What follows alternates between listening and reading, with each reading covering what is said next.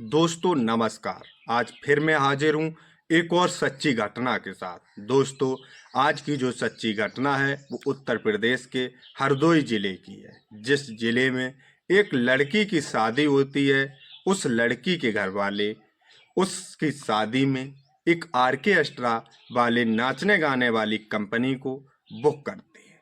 उस लड़की की शादी में जब आर्केस्ट्रा की कंपनी पहुंचती है तो उसमें 4 लड़कियां, एक लड़का और कंपनी के कुछ मेंबर होते हैं और प्रोग्राम रात्रि के समय चालू हो जाता है।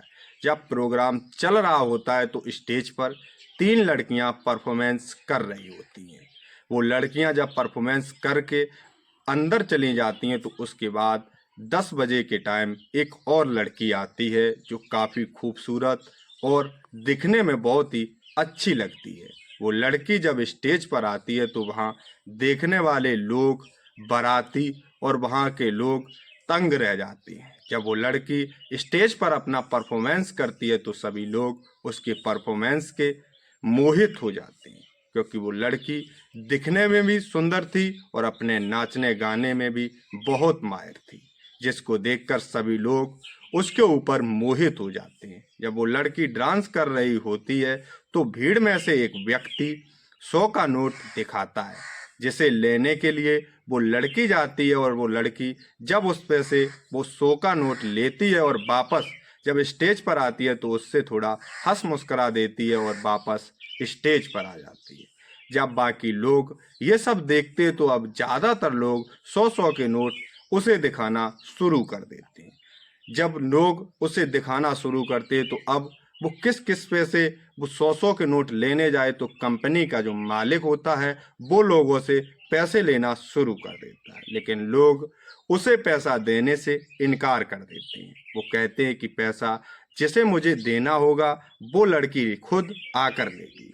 जब ऐसा देखता है तो अब चांदनी खुद ही सब लोगों के पास जाती है, मुस्कराती है और वो पैसे लेकर वापस आ जाती है। लेकिन वहाँ जो लोग बैठे होते हैं, जो चांदनी पर पैसे लौटा रहे होते हैं, वो ज़्यादातर लोग नशे में होते हैं।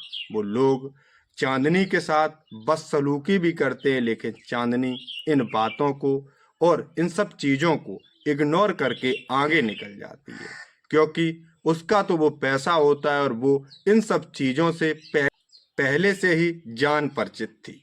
इसलिए वो पैसा लेकर वापस स्टेज पर नाचना गाना शुरू कर देती है।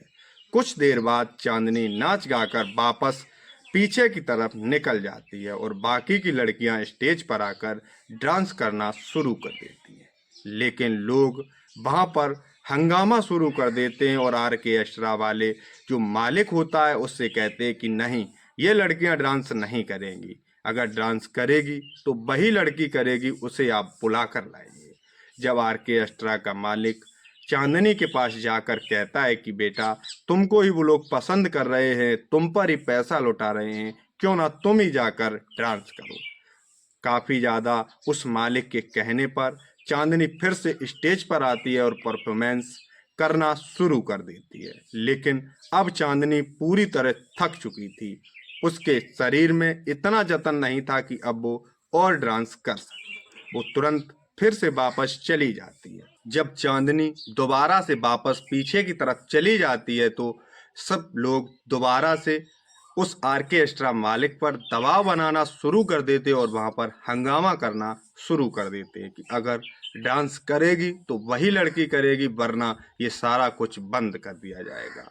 जिसके बाद वो आर्केस्ट्रा का मालिक परेशान हो जाता है, क्योंकि लोग अब उसके साथ धक्का मुक्की पर उतर आए थे। वो जाता है और फिर से चांदनी को स्टेज पर बुलाने को कहता है, लेकिन इस बार चांदनी बेचारी अब रो रही होती है कि आखिर वो करे तो क्या करे, क्योंकि वो उसके शरीर में इतनी हिम्मत नहीं बची हुई थी कि अब वो दोबारा से स्टेज पर जाके डांस कर पाए। इसलिए वो अपने हालातों पर रोना शुरू कर देती है, क्योंकि चांदनी अब अपनी पुरानी जिंदगी के बारे में सोचती है। क्योंकि चांदनी जिस गांव में रहती थी उस गांव में उसकी 4 बहनें, एक भाई और उसकी माँ और अपने पिताजी के साथ रहा करती थी। उसके घर में इतने लोग होते हैं, लेकिन उसके पिताजी का देहांत हो गया होता है और उसकी बहनें बड़ी होती हैं और उसका भाई काफ़ी ज़्यादा छोटा होता है। इसलिए वो उसके घर में कोई कमाने खाने वाला नहीं होता है। तो एक दिन चांदनी के गांव में एक आर्केस्ट्रा कंपनी आई हुई थी, जिसे देखने के लिए चांदनी भी जाती है। जिसे देखती है चांदनी, तो देखती है कि कुछ लोग 1-2 घंटे में ही लड़कियों के ऊपर 2-4 हजार रुपए लुटा देते हैं।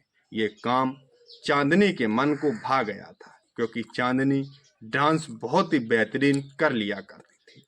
जब ये आर्केस्ट्रा का काम खत्म होता है तो चांदनी पीछे जाकर उन लड़कियों से मिलती है और कहती है कि बहन, क्या मुझे इसमें काम मिलेगा?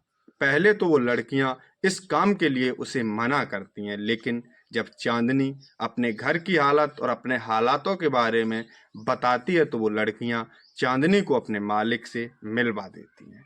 जब उस आर्केस्ट्रा कंपनी का मालिक जब इस चांदनी के मासूम चेहरे और इसकी मासूमियत पर जाता है तो वो तुरंत ही इसे अपनी कंपनी में शामिल कर लेता है और इसके घर वाले इसकी माँ और बहनों से बताकर वो इसे अपने साथ लेकर चला जाता है।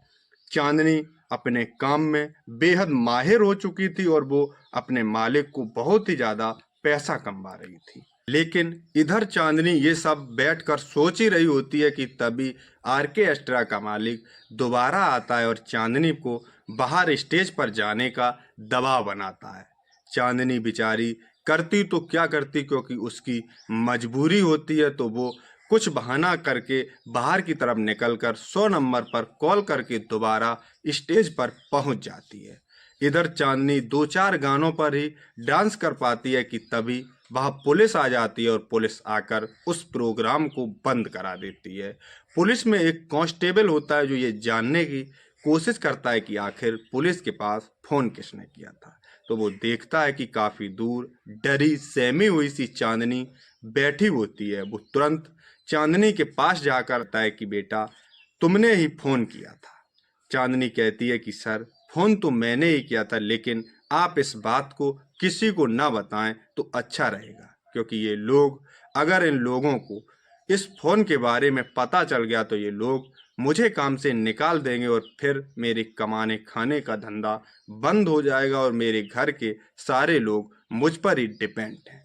जब वो कांस्टेबल उस लड़की की बातें सुनता है तो वो भी उसकी सारी मासूमियत और उसकी बातें और उसके स्वभाव को समझ जाता है। वो कहता है कि चांदनी, अगर तुम्हें कभी कोई प्रॉब्लम हो तो मुझे बता देना। चांदनी कहती है कि सर, हमें तो ऐसी छोटी मोटी प्रॉब्लमों का सामना करना पड़ता है, आपको हम कब कब बताएंगे। लेकिन वो कांस्टेबल चांदनी से अपना नंबर ले लेता है और वहाँ मामला सिमटाकर पुलिस वापस थाने चली जाती है और वहाँ पर कंपनी का प्रोग्राम बंद हो जाता है। अगले दिन वो कांस्टेबल चांदनी के पास फोन करता है और उसके हालचाल को पूछता है और उसके बारे में जानने की कोशिश करता है। तो चांदनी अपनी सारी कहानी उस कांस्टेबल को सुना देती है। जब कांस्टेबल चांदनी की सारी कहानी सुनता है तो उसे चांदनी के ऊपर दया आ जाती है और उसके स्वभाव को जानकर वो काफी खुश होता है। ये बातों का सिलसिला इन दोनों के बीच शुरू हो जाता है। फिर काफी दिनों के बाद वो कांस्टेबल चांदनी से अपने प्यार का इजहार कर देता है और चांदनी से शादी करने के लिए कहता है। चांदनी जब इतनी बात को सुनती है तो वो रोना शुरू कर देती है। लेकिन एक दिन वो कांस्टेबल चांदनी को अपने आप से मिलने को बुलाता है। तो चांदनी जब उससे मिलने जाती है तो वहीं पर ये दोनों शादी कर लेती है। और जब वो कांस्टेबल इस चांदनी से शादी करके अपने घर ले जाता है तो वहाँ बड़ी ही खुशी और धूमधाम से इन दोनों का स्वागत किया जाता है। जब ये दोनों शादी कर लेते हैं तो इधर चांदनी का जो परिवार होता है उनको भी पता लगता है। तो ये अब जो कांस्टेबल होते हैं और चांदनी, ये दोनों लोग मिलकर दोनों परिवारों को पालन पोषण करना शुरू कर देते हैं और उस रात्रि का प्रोग्राम चांदनी का आखिरी प्रोग्राम होता है। तो दोस्तों, आज की सच्ची घटना बस यहीं तक। जय हिंद, जय भारत।